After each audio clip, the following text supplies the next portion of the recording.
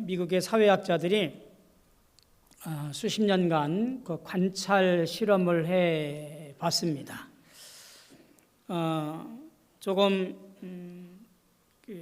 환경이 안 좋은 도심에 살고 있는 사람들 중에 두 그룹으로 나눠서 한 그룹은 그냥 거기 살게 하고 한 그룹은 이제 바우처라고 하나요? 뭐 이런 것들을 제공을 해서 좀 환경이 좋은 곳으로 이동을 하도록 그렇게 도와줬어요. 그리고 시간이 흘러서 이 두 그룹들을 어떻게 살고 있는지를 관찰을 하게 되어져요. 남아있는 사람들과 그리고 주소지, 그러니까 동네를 옮기는 사람들, 조금은 여유가 있고 좀 부유한 사람들이 있고 조건들이 좋은 곳으로 옮긴 사람들, 이 두 사람들의 조건이 수십 년이 지난 이후에 가만히 보니까 사는 모습이 딴판인 거예요. 남아있는 사람들의 자녀들은 범죄에 노출되어 있고 그곳에 가담하기도 하고 또 그로 인해서 감옥에도 왔다 갔다 하기도 하는 것들을 보게 되어지고요. 생활은 더욱더 힘들어져 가는 것을 보게 되어집니다. 그런데 주소를 옮겨서 동네를 옮겨서 환경을 바꾼 사람들은요, 그들 가운데 배울 수 있는 기회들이 많아지고 삶의 질이 높아지고 좋은 대학을 진학을 하고 결국 사회에 중요한 일들을 감당하는 일꾼이 되었음을 보게 되어졌습니다. 연구자들이 내린 결론은 이렇습니다. 아주 단순합니다. 어디에 사느냐가 어떻게 사는지를 결정한다라는 거예요. 어디 살고 계십니까? 여러분들은 어디 살고 계신가요? 우리 육적인 것을 말하는 것이 아닙니다. 바울은 우리에게 이렇게 정확하게 말을 합니다. 행동을 바꾸기 전에, 습관을 고치기 전에, 더 열심히 살기 전에 먼저 주소가 어디냐, 이것이 문제라고 바울이 정확하게 우리에게 묻고 있는 것 같습니다. 쉽게 말해 육신에 살고 있느냐, 성령 안에 살고 있느냐, 그 주소지가 우리의 생각과 우리의 방향과 우리 인생의 결말을 정하고 있다라고 하는 거예요. 사순절 5번째 주일을 보내고 있는 우리에게 어쩌면 이렇게 스스로에게 질문을 던질 필요가 있다 생각이 되어집니다. 나는 지금 어디에 살고 있는가? 나는 지금 어떤 주소지에 살고 있는가? 아마 이 질문을 여러분들이 오늘과 더불어 이 한 주간 던지시고 그리고 정확한 결론을 내리시는 한 주간 되어지기를 주님의 이름으로 소망하고 축복합니다. 사순절 이제 막바지를 지나고 있습니다. 예루살렘을 향한 예수님의 발걸음이 빨라지는 순간이기도 하거니와 앞서 말씀드렸지만 나는 지금 어디 살고 있는가라는 질문에 답을 해야 되는 때가 이 한 주간의 삶입니다. 이 세상 집을 말하는 것이 아니지요. 그런 집에는 관심도 없습니다. 우리 영혼의 주소지가 어디 있는가라는 이야기입니다. 로마서 8장의 말씀은 이와 같은 인간 존재의 두 가지 기본적인 거처를 말하고 있습니다. 하나는 육신의 집, 다른 하나는 성령의 집입니다. 그리고 바울은 이렇게 망설임 없이 선언을 합니다. 육신의 집에 사는 자는 사망 안에 있고 성령의 집에 사는 자는 생명과 평안 안에 있다라고 설명을 해요. 여러분, 이 말이 어떤 도덕적인 권면이 아닙니다. 내 존재의 선언입니다. 즉 어디에 사느냐가 어떻게 사는지를 결정한다라는 말이에요. 성령 안에 살아가심으로 말미암아 생명과 평안이 넘치시는 복 있는 성도들 되어지기를 주님의 이름으로 소망하고 축복합니다. 오늘 말씀을 근거로 우리가 한번 잘 되돌아보는 시간들 되어지기 바랍니다. 첫 번째, 이런 질문을 던질 수가 있습니다. 내가 살아온 집의 실체가 뭐지? 라고 하는 거예요. 내가 어디에서 살아왔지? 라는 첫 번째 질문을 먼저 생각해 봐야 되겠습니다. 바울이 말합니다. 6절에 보니까 육신의 생각은 사망이고, 또 한 가지 7절에 보니까 육신의 생각은 하나님과 원수가 된 것이다 라고 말합니다.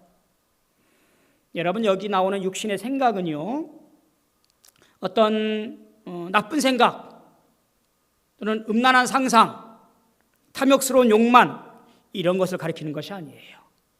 육신의 생각이라고 하는 것은요, 어떤 것을 말하냐면, 바울이 말하는 것은 하나님 없이, 하나님 밖에서 자기 자신이 중심이 되어 살아가는 인생을 말하는 겁니다. 그 방향 전체, 세상이 원하는 가치관대로 살아가는 것, 그 모든 것들을 말하고 있는 겁니다. 한번 솔직하게 우리 한번 생각해 볼까요? 우리가 사는 세상에 가만히 살아보면 내가 갖고 있는 육신의 생각이 세련되게 포장되어져 가고 있어요.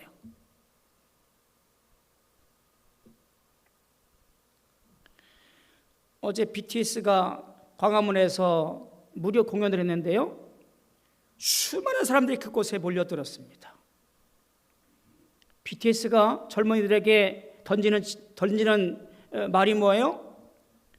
너 자신을 소중하게 여겨. 너 스스로 생각해봐. 희망은 여전히 있어. 뭐 이런 거예요.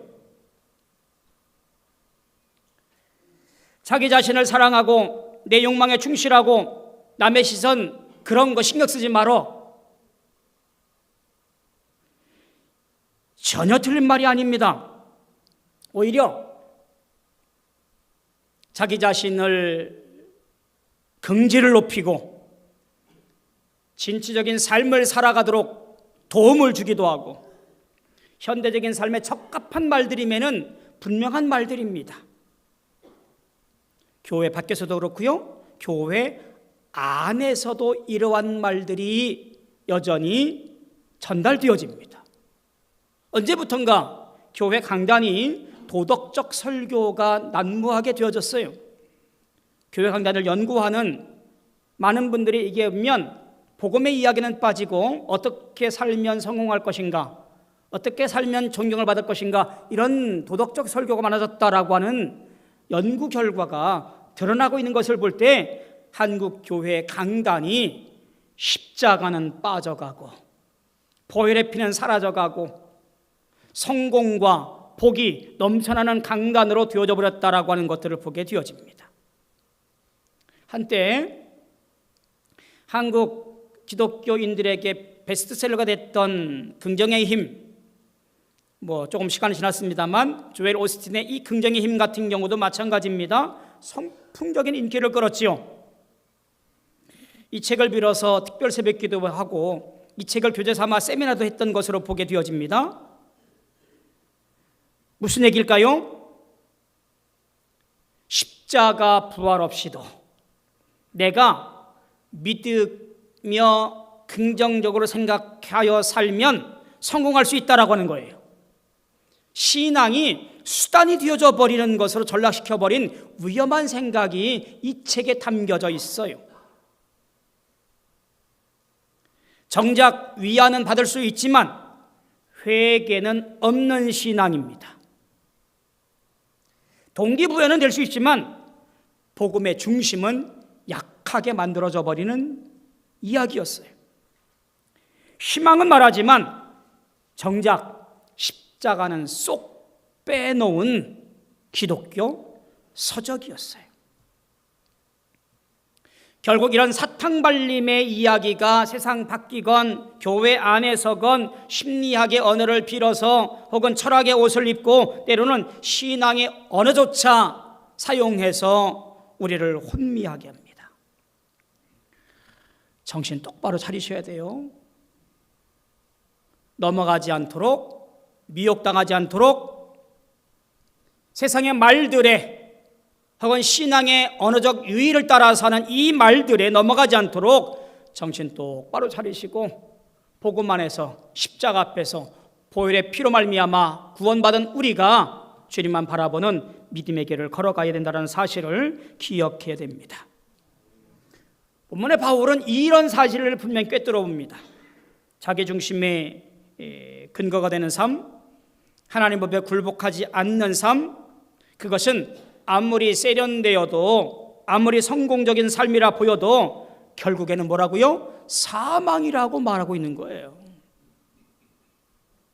죄라고 하는 것이요, 우리가 알고 있는 어떤 단순히 나쁜 행동에 관련된 목록이 아니라 하나님으로부터 멀리 떨어져 있는 그런 인간 존재의 구조적 방향성, 어떤 방향을 위해서 열심히 달려가고 있는가? 세상이냐? 하나님이냐? 이와 같은 것으로 구분해 놔야 된다라고 하는 것으로 말하고 있는 것이지요.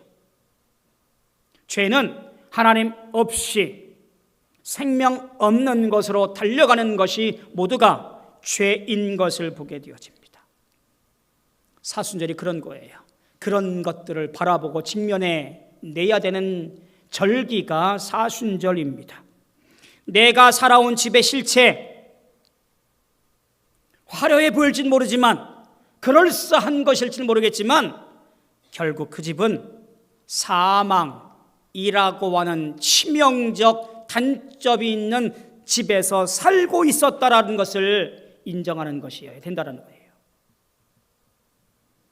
감사하게도 두 번째 볼 수 있는 것은 이미 우리 안에 다른 집이 지어지고 있다라고 하는 감사와 감격과 은혜입니다. 바울이 극적인 전환을 하게 되어지는데요, 9절에 보니까 만일 너희 속에 하나님의 영이 거하시면 너희가 육신에 있지 아니하고 영에 있나니 누구든지 그리스도의 영이 없으면 그리스도의 사랑이 아니라. 예수 그리스도를 주로 고백한 우리에게는 이미 하나님의 영의 거처가 되었다라고 말하고 있는 거예요. 놀라운 은혜이지요.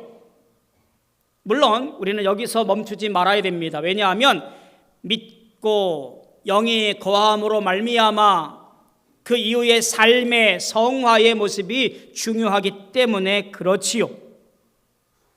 성령이 내 안에 거하여서 영적 주소지가 되었다라는 것으로 감격하고 감사하는 것으로 끝나는 것이 아니라, 이제 성령께서 내 안에 거하셔서 새로운 주소지가 되었으니 그 집을 걸맞게 수리해야 된다라고 하는 것이고요. 성령께서 그 집을 수리하기 시작했다라는 이야기입니다.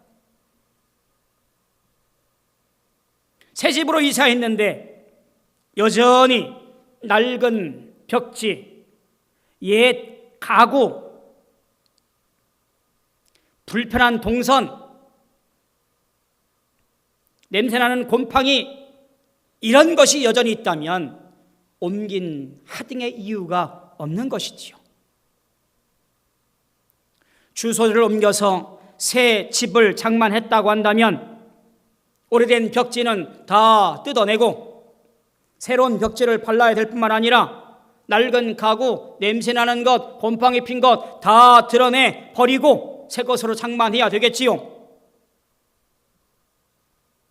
사랑의 거룩함으로 인테리어된 새 집을 장만해야 되는 것이 마땅한 모습이라고 보여집니다. 그런데 예수 믿고 하나님의 자녀가 되었다고 말하면서 여전히 옛 것을 고집하는 것은 참으로 허망한 삶이에요. 내 안에 성령을 모심으로 말미암아 다른 집을 짓기 시작했고 다른 집을 완성했는데 옛 것을 고집한다고 하는 것은 여전히 사망 안에 있는 인생과 별반 다를 게 없습니다. 사랑하는 성도 여러분, 성령의 집에 산다고 하는 것은 그분의 통치에 순종하여서 그분의 성품과 언어와 삶의 방식을 그분을 닮아가겠다라는 노력과 애씀과 수고가 있는 것입니다. 그 변화의 과정 속에 승리하시기를 바랍니다. 9절 말씀에서 만일이라는 단어가 처음에 등장을 해요. 이 만일이라는 것이 사뭇 오해를 볼 수가 있습니다. 이 만일이라고 하는 것이 왠지 어떤 결과에 대한 전제 조건인가? 라는 오해를 불러서게 되어지지요. 근데 사실은 로마에 있는 로마 교인들에게 보낸 편지예요. 이미 예수를 믿기로 작정을 하고 이전에 갖고 있던 신앙이나 숭배를 다 내어버리고 예수를 믿기로 결단하고 작정한 사람들이, 또한 우리도 마찬가지지요. 예수 믿기로 결단을 하고 세례받았습니다. 그렇지요? 이미 우리가 그렇게 예수 믿기로 작정을 하고 세례받고 구원받은 자로 구별되어 살아가는 것으로 전제되어지고 있는 사람들을 말하고 있는 거예요. 이 만일이라는 단어가 어떤 다른 전제 조건이 아니라 이미 예수 믿기로 작정한 사람들, 예수로 말미암아 영이 충만한 사람들에게 전하여지고 있는 말씀이라는 이야기입니다. 저와 여러분들은 예수님을 구원자로 고백했습니다. 그리고 세례받았습니다. 천국을 소망하며 오늘 매일매일 살아갑니다. 비록 이 땅에 나그네 된 삶이고 고단하고 힘든 일들이 있을지 몰라도 우리는 여전히 예수를 의지하고 성령 충만하여 저 영원한 나라를 소망하며 오늘도 믿음의 길을 걸어가는 사람들입니다. 그렇다면 우리 안에, 여러분 안에 성령이 이미 거하시고 계십니다. 할렐루야. 이것이 기독교의 복음의 핵심이에요. 우리가 어디 올라가서 하나님을 찾는 것이 아니라 하나님이 내려오셔서 우리 안에 거처를 정하시는 역사, 이것이 바로 복음이고 이것이 은혜예요. 예수님이 이 땅에 내려오셨습니다. 우리는 이것을 성육신이라고 해요. 십자가가 그것이고요, 성령 강림이 그것입니다. 10절은 더욱 놀랐습니다. 또 그리스도께서 너희 안에 계시면 몸은 죄로 말미암아 죽은 것이나 영은 의로 말미암아 살아있는 것이니라. 몸은 여전히 죽음 아래 있습니다만, 즉 우리는 여전히 아프고 늙고 실패하고 상처받고 문제가 생깁니다. 그런 현실을 부정하지는 않습니다. 바울도 마찬가지로 부정하지 않아요. 그런 일이 있을 거라고 말을 해요. 그런데 그 몸 안에서, 그 고통 한가운데서 의로 말미암아 살아난 영이 존재한다라는 이야기입니다. 결국 죽음이 마지막이 아니라고 하는 거예요. 예수 믿는 사람이 뭐가 달라요? 세상 사람과 다른 것이 무엇이에요? 세상 사람들은 노세 젊어서 노세, 죽어지면 끝나나니, 이렇게 한 번뿐인 인생이라고 함부로 살아가지만, 우리 살아있는 영을 모시고 있는 우리는 부활의 소망 중에 살고 있기에 죽음이 끝이 아니라, 마지막이 아니라 주님과 함께 그의 나라에서 영원한 노래를 부를 것을 고대하고 기대하고 소망하는 것이라는 사람들이에요. 사순절의 고난이 결론이 아닙니다. 죽음이 끝이 아니에요. 이미 우리 안에 예수님처럼 부활의 씨앗을 간직하고 있습니다. 이제 우리가 이 생명의 집으로 이사 왔다고 하는 것은 어떤 관념적인 사건이 아닙니다. 우리가 하나님의 자녀된 것은 성령께서 우리의 영과 더불어 친히 증언하셨지요.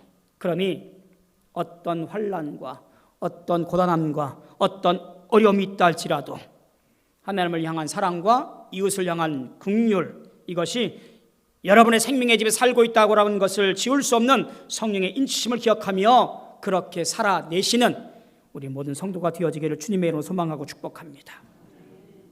자, 그러면 이 집에 사는 자의 미래는 어떻게 확정되어 있을까라는 질문이 남겠지요. 11절에서 오늘 본문의 말씀의 클라이막스라고 볼 수 있는 내용이 기록되어집니다. 예수를 죽은 자 가운데 살리신 이의 영이 너희 안에 거하시면 그리스도 예수를 죽은 자 가운데 살리신 이가 너희 안에 거하시는 그의 영으로 말미암아 너희 죽을 몸도 살리시리라. 바울 사도가 같은 말을 반복하는 것처럼 보여요. 그렇지요? 의도적으로 하는 거예요. 성경에서의 반복은 강조입니다. 예수를 살리신 바로 그 능력이 지금 너희 안에 있다라고 하는 거예요. 예수를 살리신 그 능력이 지금 내 안에 있다라는 얘기예요. 생각해 보십시오. 무덤을 여신 그 능력, 3일 만에 죽음을 뒤집으신 그 능력, 역사상 어떤 제국도 어떤 철학도 어떤 죽음도 면치 못했던 그 부활의 능력이 지금 저와 여러분들 안에 거하고 있으며 능력을 나타내 보이신다라는 이야기입니다. 비록 우리 연약함이 있다 할지라도 그 연약함을 거둘 수 없습니다. 우리 실패가 우리의 모습이 그 능력을 소멸할 수가 없습니다. 우리 두려움이 그 어떤 것도 무력화시킬 수 없습니다. 잘 기억하셔야 돼요. 내가 어떠한 짐을 지고 있든 어떠한 눈물이 내 앞에 있든 어떠한 고난과 고통이 있다 할지라도 어떠한 죽음의 문제들이 우리 앞에 가로막고 있어서 나를 힘들게 한다 할지라도 바울은 이렇게 말합니다. 내 안에 예수를 살리신 그 부활의 능력이 있다라고 말씀하시는 거예요.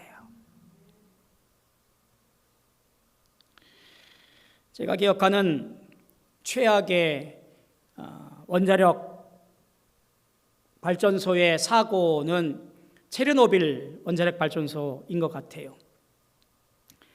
소련 시절이니까요. 86년인가요? 그쯤에 이 체르노빌이라고 하는 원자력 발전소가 폭발하면서 반경 30km인가요? 이 죽음의 지대로 그렇게 판명이 되어집니다. 폭발한 원자력 발전소를 복원하거나 수리할 수가 없어서 시멘트를 들이부어서 그냥 그렇게 파묻어버린 그것이 지금 체르노빌 원자력 발전소입니다.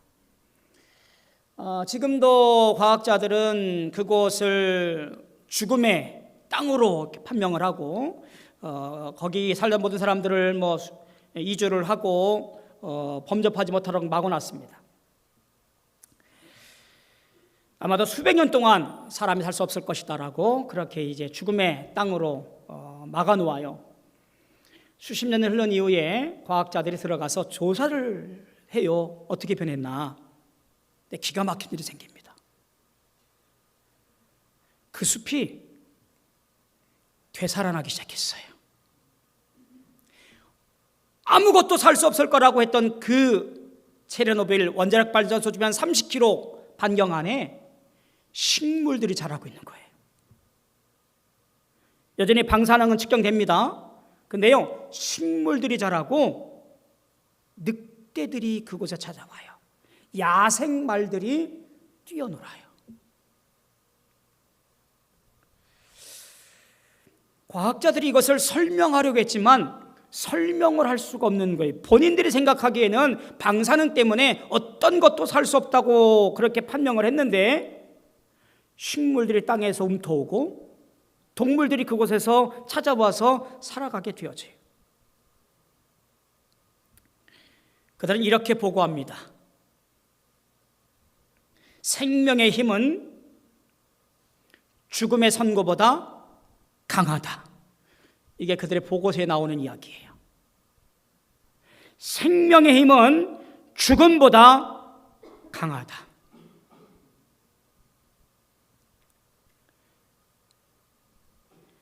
바울이 말하는 우리의 몸이 꼭 그렇습니다.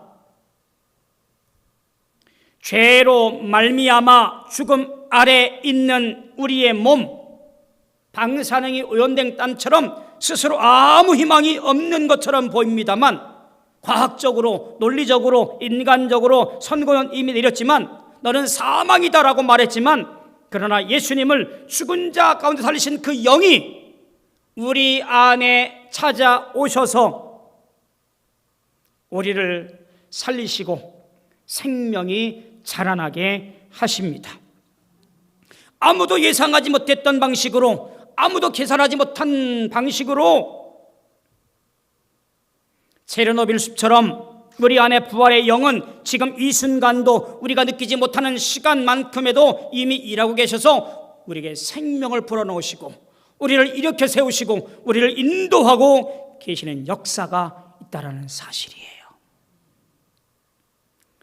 다시 한번 물어볼까요?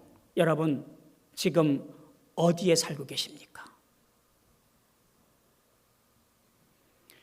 여전히 육신에 살고 계신가요? 아니면 성령 안에 살고 계신가요? 사순절, 나를 돌아보는 계절입니다. 사순절의 목적은 죄라는 정죄의 문제가 아니에요. 자학이 아닙니다.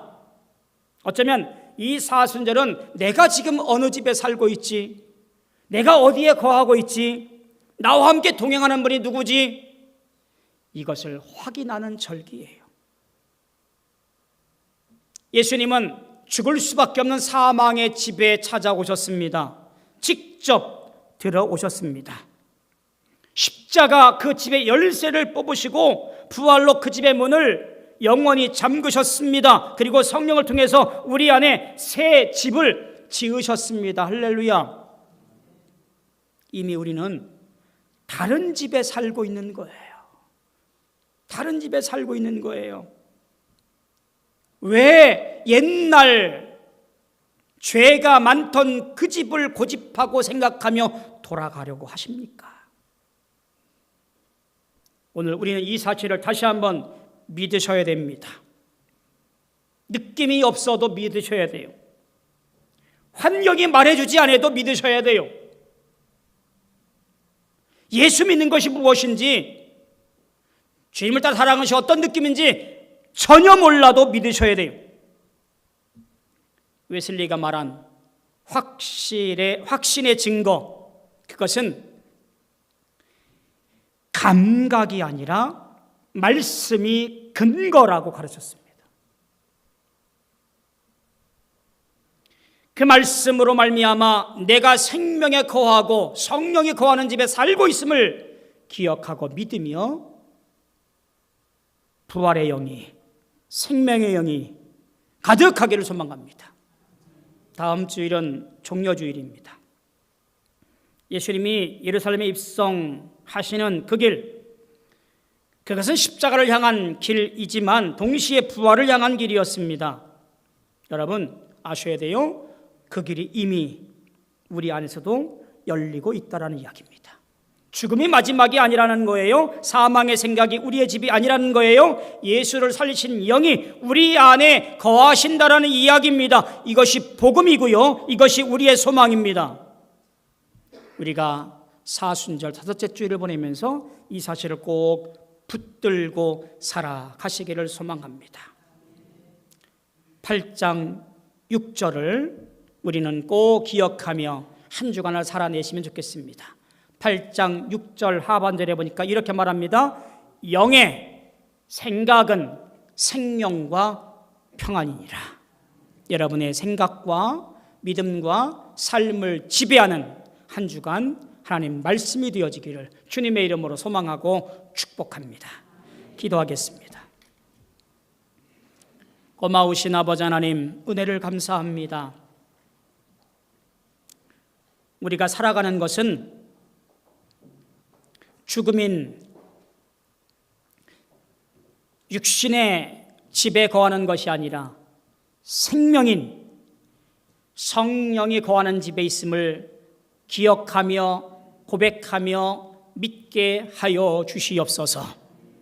따라서 이를 통해서 죽음에서 생명으로, 어둠에서 빛으로, 모든 권세에서 부활로 구별되어지는 놀라운 삶을 살아내는 우리 모든 성도 되어지게 축복하여 주시옵소서. 예수님의 이름으로 감사하고 기도하옵나이다. 아멘.